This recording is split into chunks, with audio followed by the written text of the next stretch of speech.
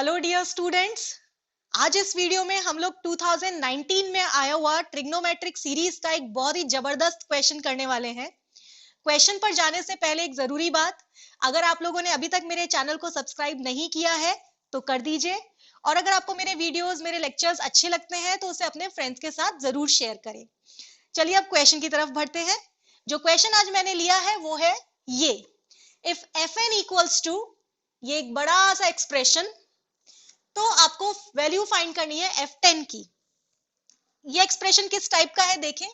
Sigma है और sigma के अंदर दो साइन के एक्सप्रेशन है डिवाइडेड बाय एक और सिग्मा और फिर उसके अंदर एक साइन स्क्वायर वाला एक्सप्रेशन है। अब साइन के अंदर जो एक्सप्रेशन है उसे समझने के लिए एक बात समझते हैं। आई होप कि आपको पहले से पता होगा, बट मैं फिर एक बार आपको बता देती हूं कि अगर कभी किसी भी सीक्वेंस की rth term AR plus B ऐसे लिखी हो तो उस सीक्वेंस के टर्म्स कैसे होते हैं ये देखते हैं। तो अगर ये rth टर्म है तो फर्स्ट टर्म क्या होगी, इसके लिए आप r की जगह 1 रख के देखो। तो जैसे ही आप r को 1 रखोगे आपको फर्स्ट टर्म मिली a plus B. Second term निकालने के लिए r को 2 रख के देखो, तो r को 2 रखोगे तो 2a plus B. Third term के लिए r को 3 रख दो तो 3a प्लस बी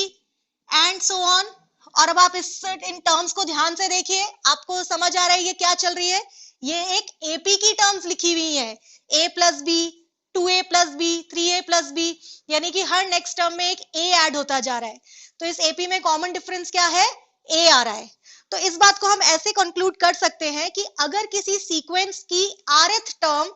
r में लीनियर हो, ये हमें r में लीनियर एक्सप्रेशन दिख रहा है ना, तो अगर किसी सीक्वेंस की rth टर्म r में लीनियर है तो इसका मतलब वो सीक्वेंस की जो टर्म्स हैं वो AP में है, पहली बात। और दूसरी बात ये कि r का जो कोफिशिएंट है वो उस AP का कॉमन डिफरेंस है। ठीक है, ये बात आपको समझ आ जाती है। तो अब मैं आपको उस क्वेश्चन में साइन के अंदर लिखे हुए टर्म्स बताती हूं कैसे हैं। देखिए, ये जो साइन के अंदर एक्सप्रेशन है इसमें आपको ये k दिख रहा है और यहां जो सिग्मा लग रहा है वो k के ऊपर है, मतलब वेरिएबल है k। और अब इसको देखिए, ये k में एक लीनियर एक्सप्रेशन है, और अगर ये k में लीनियर एक्सप्रेशन है मतलब साइन के अंदर जो एंगल लिखा हुआ है वो AP के टर्म्स है। ठीक है, और उस AP का कॉमन डिफरेंस क्या होगा, k का कोफिशिएंट, क्योंकि r में लीनियर है तो r का कोफिशिएंट कॉमन डिफरेंस होता है। तो अगर ये k में लीनियर है तो k का जो कोफिशिएंट है वो कॉमन डिफरेंस है AP का, तो k का कोफिशिएंट है पाई अपॉन n प्लस 2। तो हम ये कह सकते हैं साइन के अंदर जो एंगल्स हैं वो AP में चल रहे हैं और उस AP का कॉमन डिफरेंस है पाई अपॉन n प्लस 2। इसी तरीके से इस साइन के अंदर जो एंगल्स हैं वो भी AP में है, क्योंकि ये भी k में लीनियर है और k का कोफिशिएंट है पाई अपॉन n प्लस 2, मतलब कि उस AP का कॉमन डिफरेंस भी पाई अपॉन n प्लस 2 है। और बिल्कुल इसी तरीके से इस साइन के अंदर जो एंगल्स हैं वो भी AP में चल रहे हैं, क्योंकि ये k में लीनियर है और k का कोफिशिएंट है पाई अपॉन n प्लस 2, मतलब यहाँ पर भी common difference pi upon n plus 2 है। ये बात समझ आ गई आपको। अब देखिए, जब आपने देखा कि भाई साइन के अंदर वाले एंगल्स AP में चल रहे हैं तो आपके दिमाग में जो सीरीज आनी चाहिए वो है ये सीरीज। ऐसी की ऐसी सीरीज कॉस में भी होती है। ये क्या रिजल्ट है ये तो मैं अभी आपको समझा देती हूँ फिर से, लेकिन ये कैसे आया, इसका क्या तरीका है, इसमें मैंने अलग से वीडियो बनाकर पूरा अच्छे से समझाया हुआ है। अगर आपने वो वीडियो नहीं देखा है और आप जानना चाहते हैं कि इस सीरीज का सम ये कैसे आया, तो पहले आप वो वीडियो को समझिएगा, ध्यान से उसको देखिएगा, लिंक मैं ऊपर डाल दूंगी। तो एक बार मैं फिर से बता देती हूँ कि अगर साइन में अंदर एंगल्स AP में हो तो उस सीरीज का सम कैसे लिखते हैं, और कॉस के अंदर वाले एंगल्स AP में हो तो उस सीरीज का सम हम कैसे लिखते हैं। तो देखिए, यहाँ साइन के अंदर एंगल्स AP में चल रहे हैं और उस AP का कॉमन डिफरेंस है A। अच्छा, ये कितने टर्म्स की सीरीज है, r की वैल्यू 1 से लेकर n वेरी कर रही है, यानी कि इसमें total number of terms n है। तो हम ये कह सकते हैं ये n टर्म्स की सीरीज है जिसमें साइन के अंदर वाले एंगल्स AP में है और AP का कॉमन डिफरेंस A है। अब देखिए, इस सीरीज का जो फाइनल आंसर आया वो ये आया, कॉस वाली सीरीज का ये आया। देखिए, इन दोनों आंसर्स में कितनी सिमिलैरिटी है, ये वाला एक्सप्रेशन तो कॉस वाली सीरीज में भी सेम आया है। फिर इधर ये एंगल देखिए, ये साइन और कॉस दोनों सीरीज में सेम आया है। फर्क है बस, अगर ये सीरीज साइन में है तो इस जगह साइन आया, और अगर सीरीज कॉस में है तो इस जगह कॉस आया। इसको कैसे याद रखेंगे, कि हम सबसे पहले लिखेंगे साइन ऑफ, यहाँ पे ये n का मतलब है number of terms in the series, तो इस सीरीज में नंबर ऑफ टर्म्स n है, इसलिए मैंने यहाँ n लिखा। तो हमेशा n नहीं लिखना है, number of terms in the series, जितनी नंबर ऑफ टर्म्स है वो यहाँ लिखेंगे, मल्टीप्लाइड बाय इस AP, ये जो अंदर एंगल्स है इसमें AP में कॉमन डिफरेंस चल रहा है A,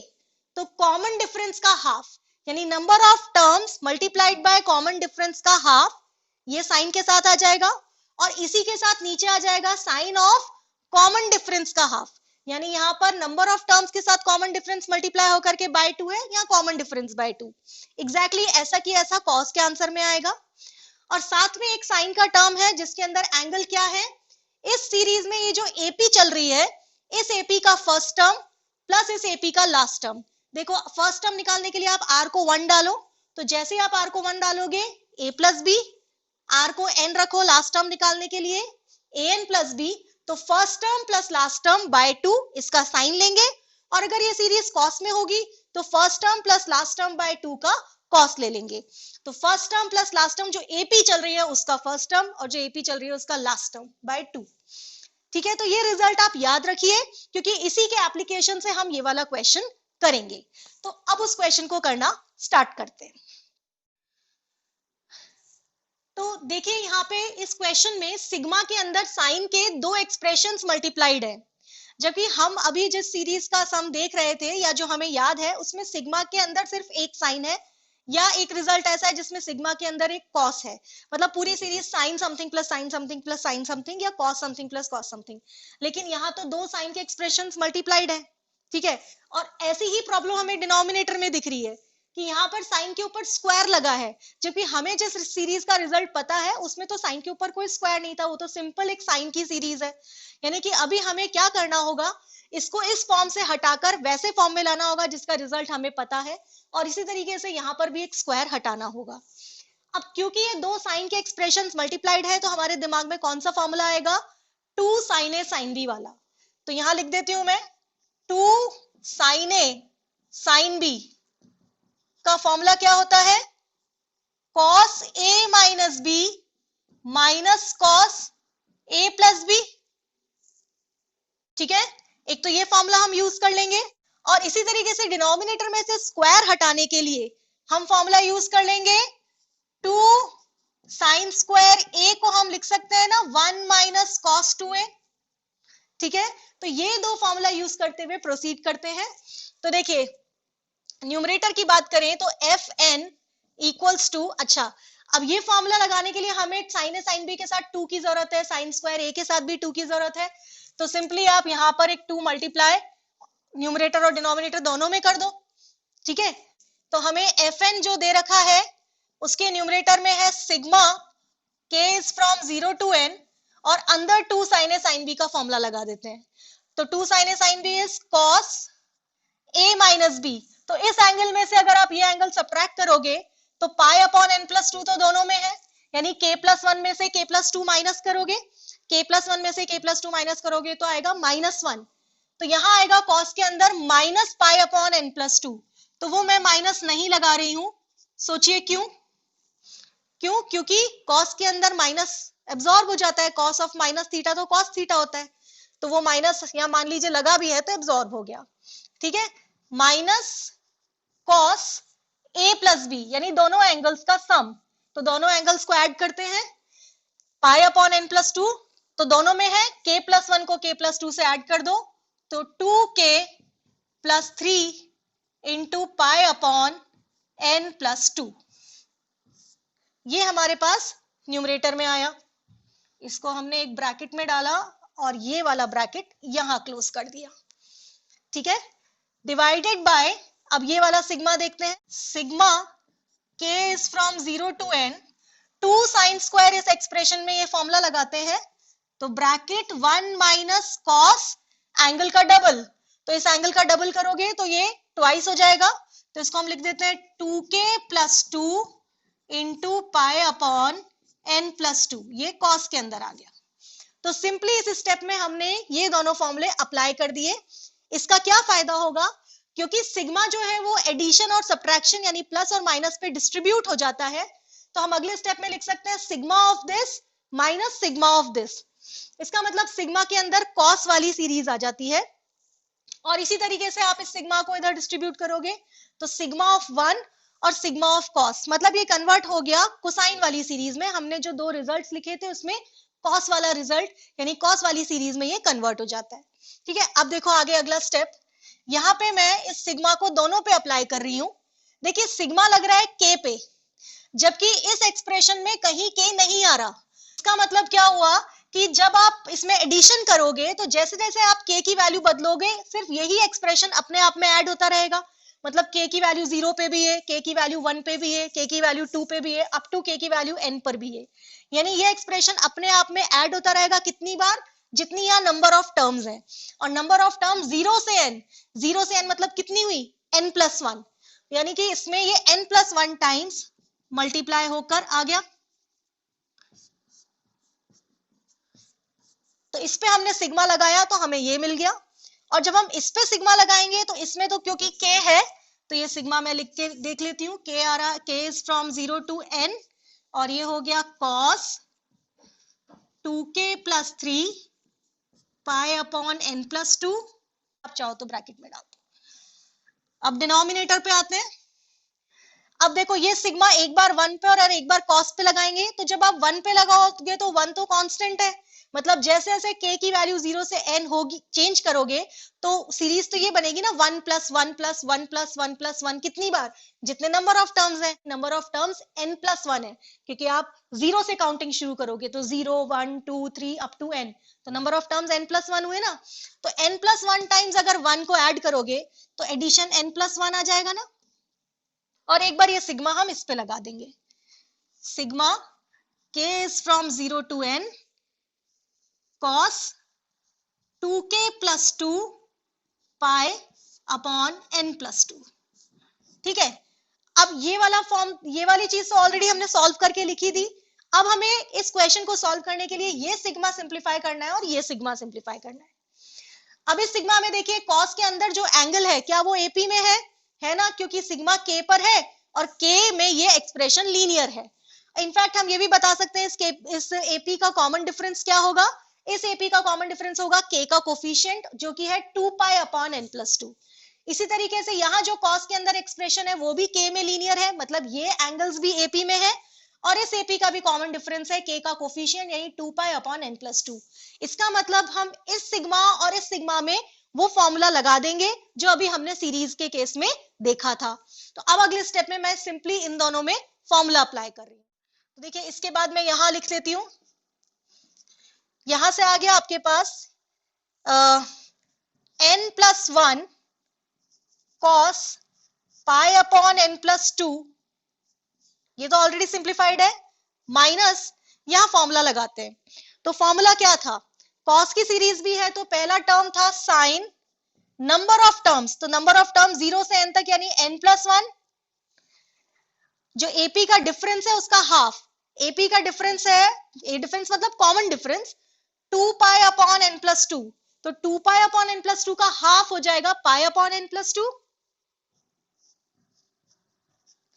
upon sine common difference का हाफ, तो पाई अपॉन n+2। ये जो अभी मैंने आपको स्टार्टिंग में फॉर्मूला बताया था वो लिख रही हूं। अब देखिए आगे, क्योंकि कॉस की सीरीज है तो कॉस के आगे आएगा इस एपी का first term plus last term by 2। तो देखिए फर्स्ट टर्म है के को 0 डाल के 3 pi upon n+2, plus last term के लिए के को n रख दीजिए तो 2n + 3 पाई अपॉन n+2। तो ये हो गया first term plus last term by 2। ठीक है, इसको एक बार यही की यही सिंप्लीफाई कर लेते हैं, तो इसको हम न्यूमरेटर को लिख सकते हैं ना 2n + 6 पाई बाय 2। तो देखो यहां मैं समझा देती हूं आपको, 2n + 6 पाई, ठीक है, अपॉन ट्वाइस n+2, 2 कैंसिल करोगे तो ये पूरा सिंप्लीफाई होकर आपके पास आ जाएगा n+3 पाई अपॉन n+2। तो ये आ गया n+3 पाई अपॉन n+2, यानी कि फर्स्ट टर्म और लास्ट टर्म बाय 2 को पहले मैंने लिखा, सिंप्लीफाई करके देखा तो सिंप्लीफाइड फॉर्म में वो ये आया। ठीक है, तो ये वाले सिग्मा का मैंने आंसर यहां लिखा है, होल डिवाइडेड बाय, अब डिनोमिनेटर में आते हैं तो एक टर्म तो है n+1, अब इस सिग्मा का सम लिखते हैं, तो अगेन कॉस की सीरीज है, तो सबसे पहले आएगा साइन, नंबर ऑफ टर्म्स तो n+1 है ही क्योंकि k की वैल्यू 0 से n तक जा रही है, डिफरेंस है 2 पाई अपॉन n+2, उसका आधा कर देंगे तो पाई अपॉन n+2,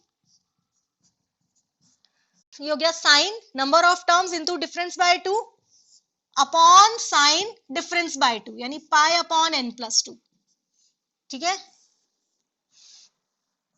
और फिर मल्टीप्लाइड बाय कॉस, बिल्कुल वैसे ही first term plus last term by 2, तो फर्स्ट टर्म के लिए आप k को 0 डाल दो तो 2 पाई, लास्ट टर्म के लिए आप k को n डाल दो, देखो यहां पे हम करते हैं 2 पाई, लास्ट टर्म के लिए आप k को n रखो तो 2n+2 पाई, और अब इसका हाफ करोगे और n+2 तो नीचे है ही,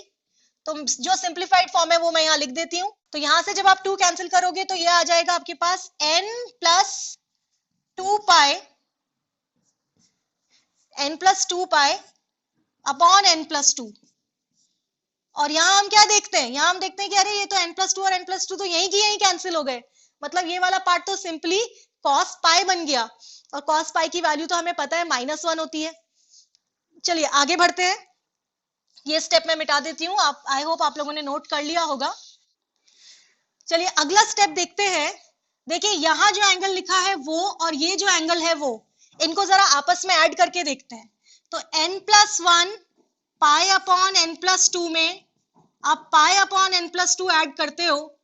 तो आपको क्या मिलेगा, n+2 पाई अपॉन n+2, जो कि आ गया पाई, इसका मतलब ये दोनों एंगल्स सप्लीमेंट्री हैं, और सप्लीमेंट्री एंगल्स के तो साइन की वैल्यू सेम होती है ना, जो साइन थीटा होता है वही साइन पाई माइनस थीटा होता है, तो क्योंकि ये दोनों एंगल सप्लीमेंट्री हैं तो ये दोनों हो गए कैंसिल। इसी तरीके से इन दोनों एंगल्स को ऐड करके देखिए, n+1 पाई अपॉन n+2 पे पाई, ये सेम एंगल्स हैं तो ये भी हो गया कैंसिल। अब देखिए अगला स्टेप, ये आ गया आपके पास n+1 cos pi upon n+2, ठीक है, माइनस कॉस, अब इसे समझिएगा क्या करा है मैंने, इस n+3 को मैं यही समझाती हूं, अगर इस n+3 को हम लिख दें n+2+1, ठीक है, और n+2 दोनों के नीचे अलग अलग लगा दे, और ये पूरा एक्सप्रेशन पाई से मल्टीप्लाई हो रहा है, मतलब मैंने ऐसे लिखा, ठीक है, तो ये n+2 और n+2 तो कट जाएगा, और जब आप पाई को अंदर लेकर जाओगे तो ये आपको दिखेगा ना pi plus pi upon n+2, समझ आया, मैंने n+3 को ब्रेक करके लिख दिया n+2+1, ठीक है, और डिनोमिनेटर में आते हैं, डिनोमिनेटर में यहाँ n+1 तो है ही, ये एक्सप्रेशन तो कैंसिल हो गया, और जो बचा हुआ cos पाई है उसकी वैल्यू -1 होती है, तो माइनस ऑफ -1, क्योंकि यहाँ ऑलरेडी माइनस है, ये बन गया +1। देखो तो नेक्स्ट स्टेप आ गया हमारे पास n+1 cos pi upon n+2 minus cos pi plus theta. अब cos पाई प्लस थीटा सोचिए क्या होगा, क्योंकि ये पाई का इंटीग्रल मल्टीपल है तो cos ही रहेगा, और पाई प्लस करके हम लोग पहुंच जाते हैं थर्ड क्वाड्रेंट में, और थर्ड क्वाड्रेंट में cos होता है नेगेटिव, यानी साइन चेंज हो जाएगा, तो ये प्लस हो गया और ये वाला एंगल आ जाएगा पाई अपॉन n+2, ठीक है, अपॉन n+1 + 1 इज n+2, तो वो बड़ा सा एक्सप्रेशन सिंप्लीफाई होकर यहां तक आ गया। और अब देखिए अब तो ये कंप्लीट हो ही गया, यहां से हमारे पास fn जो आया वो cos पाई अपॉन n+2 आप कॉमन निकाल लो तो ब्रैकेट में आपको दिखेगा n+2, और आपने cos पाई अपॉन n+2 को कॉमन ले लिया अपॉन n+2, और देखिए यहाँ n+2 और n+2 हो गए कैंसिल, यानी कि फाइनली हमें fn जो फंक्शन है वो दिख गया, और फंक्शन fn हमारे पास क्या आया है, वो है cos पाई अपॉन n+2। अब क्योंकि फंक्शन दिख गया और आपसे f10 की वैल्यू पूछी गई है,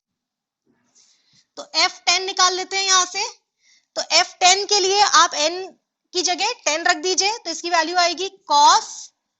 पाई अपॉन 10 + 2 12, यानी कि हमें फाइनली आंसर जो देना है वो है वैल्यू cos π/12 की, π/12 का मतलब 15 डिग्री होता है, तो cos 15 डिग्री की वैल्यू होती है √3 +1/2√2। तो ये इस क्वेश्चन का फाइनल आंसर है। ठीक है, समझ आया आपको? तो एक बार इस क्वेश्चन को आप फिर से अपनी कॉपी में लिख के करिएगा, प्रैक्टिस कीजिएगा, बहुत ही बढ़िया क्वेश्चन है। और फिर भी कोई ऐसी बात हो जो मेरे लेक्चर में आपको नहीं समझ आई हो तो आप मुझसे कमेंट सेक्शन में पूछ सकते हैं। ठीक है, मिलते हैं नेक्स्ट वीडियो में, तब तक के लिए बाय बाय।